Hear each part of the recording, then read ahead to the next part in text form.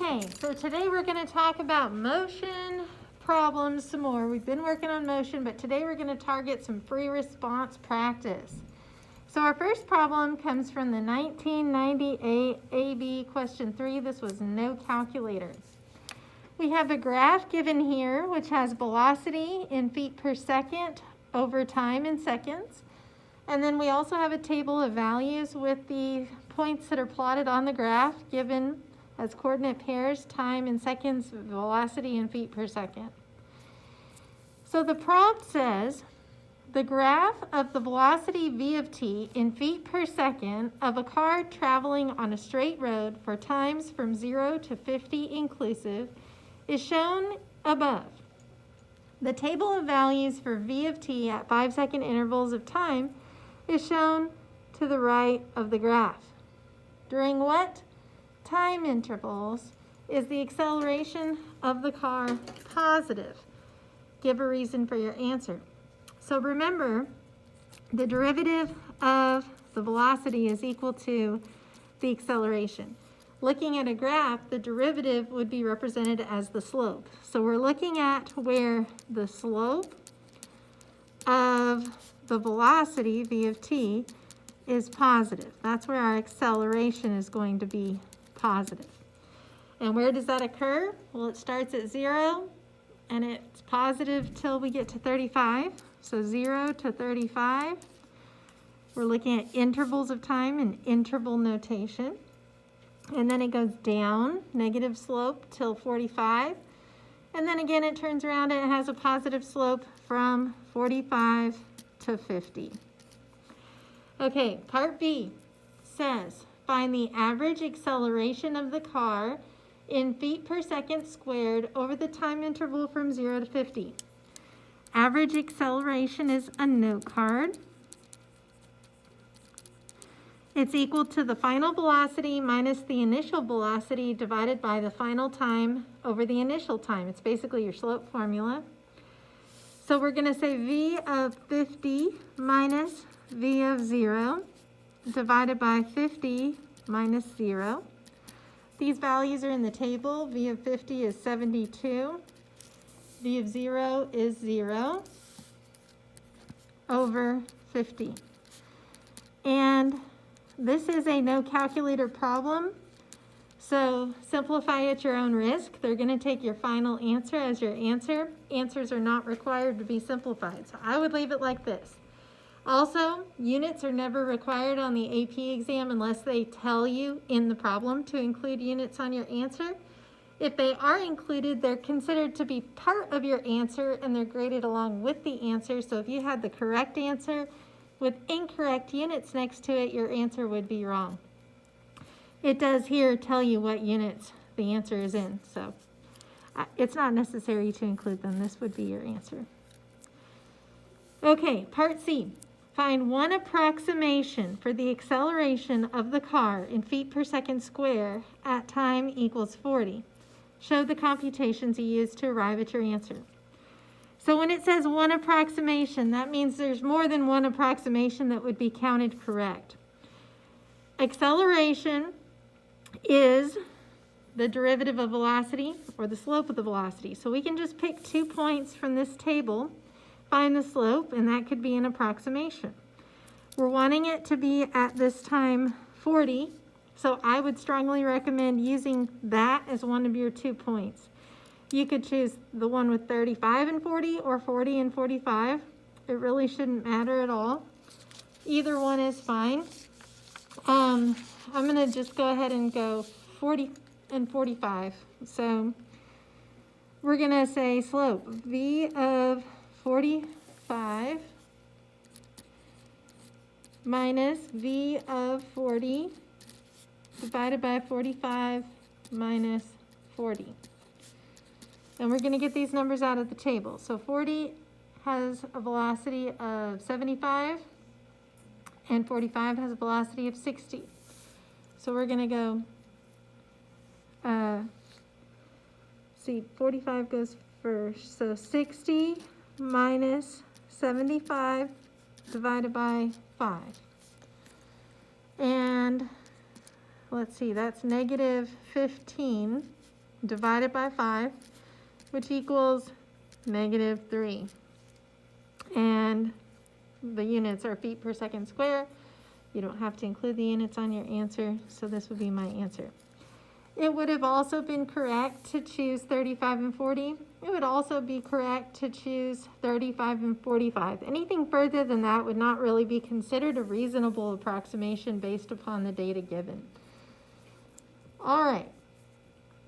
Next one, number 2, is the 1999 AB problem 1. This was a calculator problem.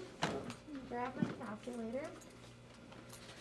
It says a particle moves along the y-axis with a velocity given by v of t equals, I'm going to go ahead and put it in my calculator, t, which we're using x in the calculator, sine of t squared, which we'll put x squared, for t values greater than or equal to 0. So for my window, I'm going to make my x-min be 0, and that way I won't have to worry about the part of the domain that's left out. In which direction, up or down, is the particle moving at the time 1.5? Okay, so direction of travel is given by the sign of the velocity.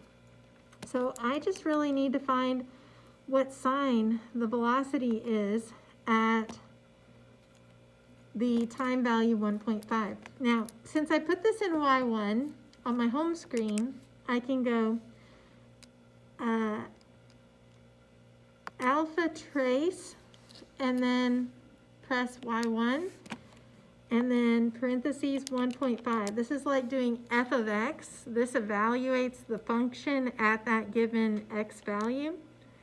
So v of 1.5 is equal to 1.167. The important part of this value is that it's positive. So v of 1.5 is greater than 0. So therefore, the particle is moving up. Whoops, sorry, I'm getting off the side here. So the particle's moving up. These 3 dots means therefore. So because the velocity is positive. We really didn't care what the value was, but the important thing about the value was that it was positive. Okay, now part B. Find the acceleration of the particle at the time 1.5. Is the velocity of the particle increasing at t equals 1.5? Why or why not? So the acceleration is equal to the derivative of the velocity. So let's figure out what the derivative of this equation is. In order to figure out the derivative, you're going to have to use the product rule because the first function is t and the second function is the sine of t squared. So I'm going to copy the first function, t, and I'm going to multiply it by the derivative of the second function, sine of t squared. That is a chain rule derivative because the outside function is sine and the inside function is t squared. So the derivative of sine is cosine. Copy the inside function, t squared, and then multiply that times the derivative of the inside function, t squared, which is 2t. Then we'll have plus the second function, sine of t squared, times the derivative of the first function, t, which is just 1. So this is the equation for the acceleration. If you wanted to simplify it, do so at your own risk. Free response questions are not required to be simplified. So your last answer is what's going to be graded. If you make a mistake, it's going to be wrong, even if your work above was correct. So just be careful about that.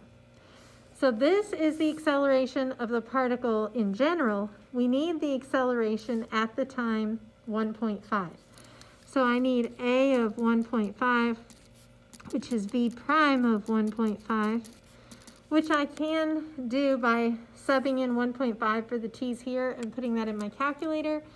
or I can do it by using the derivative function of my calculator, which is alpha window, number 3 for n deriv, which stands for the derivative, ddx of alpha trace y1 at x equals 1.5. So that is negative 2.049. Negative 2.049. Okay? So it says, is the velocity of the particle increasing at t equals 1.5? Because we got a negative, we would say no.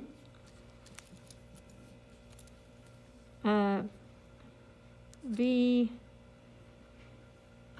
is not increasing because it says why or why not V prime of 1.5 is negative. If we'd have gotten a positive here, the answer would have been yes, V is increasing because V prime of 1.5 is positive, but it had a negative result. Okay? So let's look at the scoring for these problems and see how they were scored. So the first one was worth, part A, 3 points. 1 point for the interval. Let me see if I can show both of these at the same time. 1 point for the interval from 0 to 35, which we have. 1 point for the interval from 45 to 50, which we have. And 1 point for the reason, which said V of t is increasing.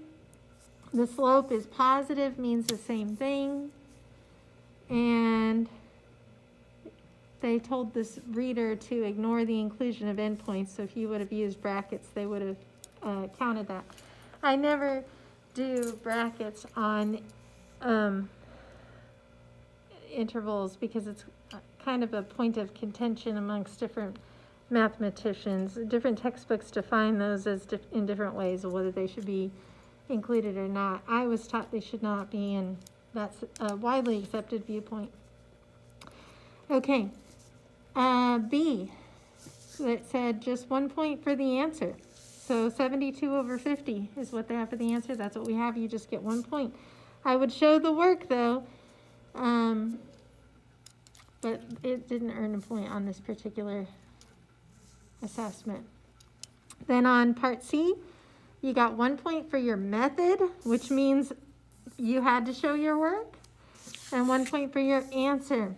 Okay, and notice that they have this shown as a difference quotient, which means there's subtraction and division 3 different ways, with 45 and 40, 40 and 35, and 45 and 35. So any of those answers would be acceptable.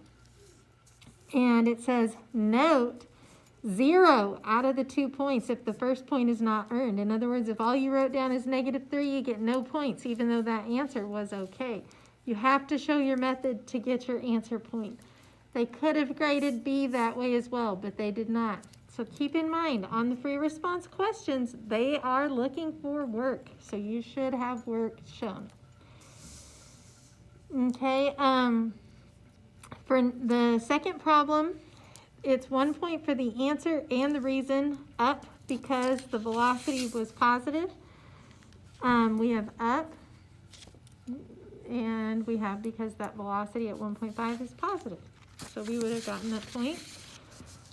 They don't do half points, so you got to have both there to get that point. Then on part B, you have 2 points. One for A of 1.5, which we have right here. A of 1.5 is -2.049. And they have 1 point for the conclusion and the reason. So the answer was no, that's the conclusion they're talking about. And the reason is because V prime of 1.5 is negative. So we have no, and we have V prime of 1.5 is negative. So that would have gotten all the points. All right, there are some problems remaining for you to try either on your own or with friends from class, which would be a good way to practice on these. Get some good dialogue going. So phone a friend talk them out. And if you have any questions, don't hesitate to reach out to me. Have a wonderful day. Bye for now.